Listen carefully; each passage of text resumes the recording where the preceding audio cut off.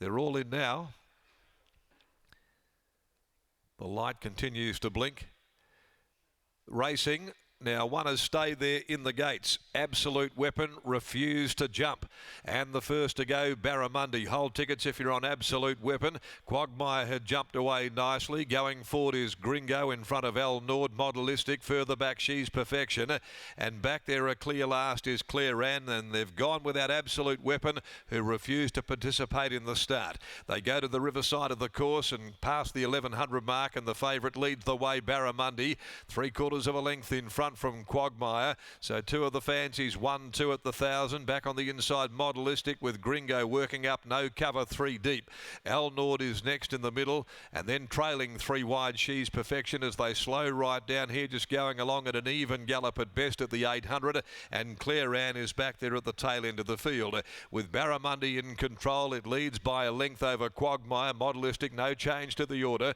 Gringo's running fourth, but wide throughout. Then Al Nord saved up, biding its time. She's Perfection behind those, and 2 lengths further back is Claire Ann as they near the home turn. 400 left to go. BARRA opens up now, given a bit more leather. Races a length and a half to Quagmire off the bridle. Modelistic ridden along, and then on the outside next is Gringo. She's Perfection starting her run. BARRA though with a handy lead at the 250. BARRA by 3. Modelistic. She's Perfection starting to run on very well. He shows BARRA the whip at the 100 mark. BARRA clear by 2. She's Perfection is coming to the end of a run, and BARRA is going to do this all the way. BARRA too good for the big girl, She's Perfection. Third home Modelistic, fourth in Claire Ann from last, and then Quagmire, a gap Al Nord, and back with it is Gringo, who tramped deep and knocked up accordingly to finish amongst the last of the men.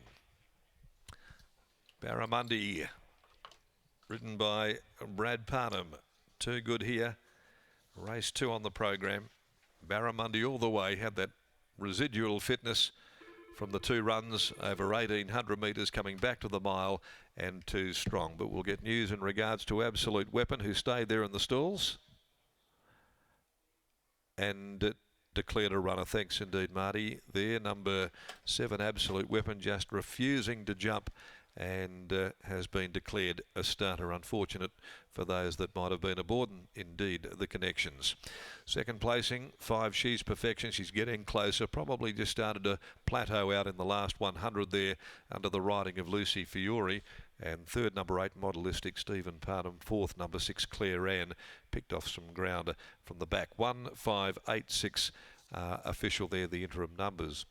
The winner is a 4-year-old, having his 9th run today, a son of Toronado from Persian Princess, owned by M. Epis, trained by Ted Martinovich. Brad Parnham, the winning rider, so good on these front runners.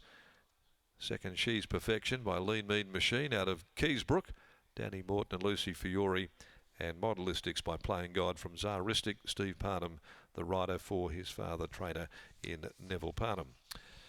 Now to race number 3, the Swan Draft Maiden over 1,200. Take out 5, Picture Screen, 8, Midsummer Romance as well, and 9 to run. Time for the previous race, 1:38.29, 1 1/4, 1 1/2, the margins, 35.47, the concluding 600 metres. Let's go downstairs.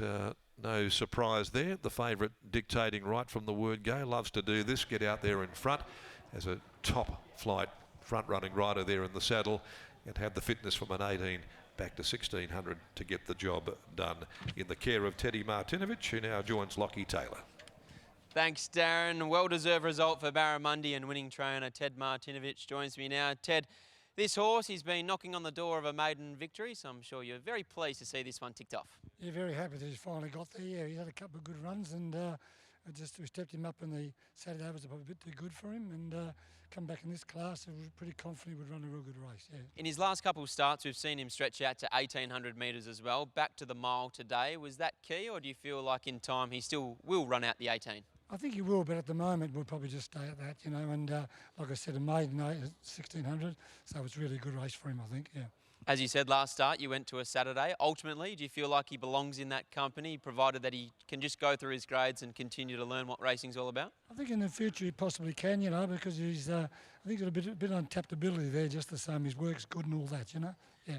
A lovely, well-rated ride from Brad Parnham. I'm sure your confidence only grew throughout. Very good. Thank you very much. Well done. Goodbye. There's Ted Martinovich after the win of Barramundi. And Michael, once Brad controlled the speed of the race down the back straight, they certainly weren't setting any records. He was able to establish a nice little handy lead coming into the corner, putting the foot down, and from there Barramundi looked very, very hard to beat, but She's Perfection, a good solid run in second. Yeah, absolutely. She's Perfection is looking for more ground, still by the look. She's a staying type of a mare, and she looks like she's looking for that bit further, but Barramundi was able to pinch some soft sections and ramp up at the perfect time. Bradley Parnham, he's been riding in brilliant form and fresh off a double at Bunbury yesterday with Missile Storm and the WA Breeders' Classic winner in London's Image as well. So he's having a good time of it in the saddle at the moment. Bradley, a second time he's been aboard this horse and got a nice lead in front there and was always going to be hard to run down. Yeah, that's right.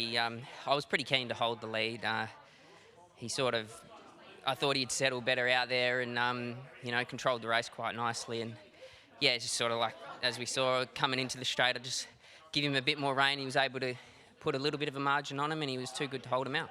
1,300 metres the last time you rode him, a mile today. Does he feel like a horse this is probably his pet trip around 1,600? Yeah, I think so. When I did ride him, I think it might have been first up or something, and we started at 13, but he was already looking for a mile that day, and I didn't get back on him due to having to ride some other horses, and then I went away. So it was nice to get back on him today because he's been knocking on the door ever since, and yeah, he probably deserved the win. Dug Another Hole was tough last start. You ride him later in the day. Is he the best of the rest of your rides? I think so, yeah. Look, I've got a handy book today. I think most of them are all pretty even chances, but he's another one that's knocking on the door, so it'd be nice to see him break through. I think we're speaking again later. Well done. Thank you. There's Bradley Parnham combining with Ted Martinovich and Barramundi taking out the second here at Ascot. The Tap Touch, Have You Got the Touch maiden over the mile. On the other side of the break, we're going to get to know one of our co-hosts in Tessa Daly and then head up to her hometown for the Carnarvon Roadshow.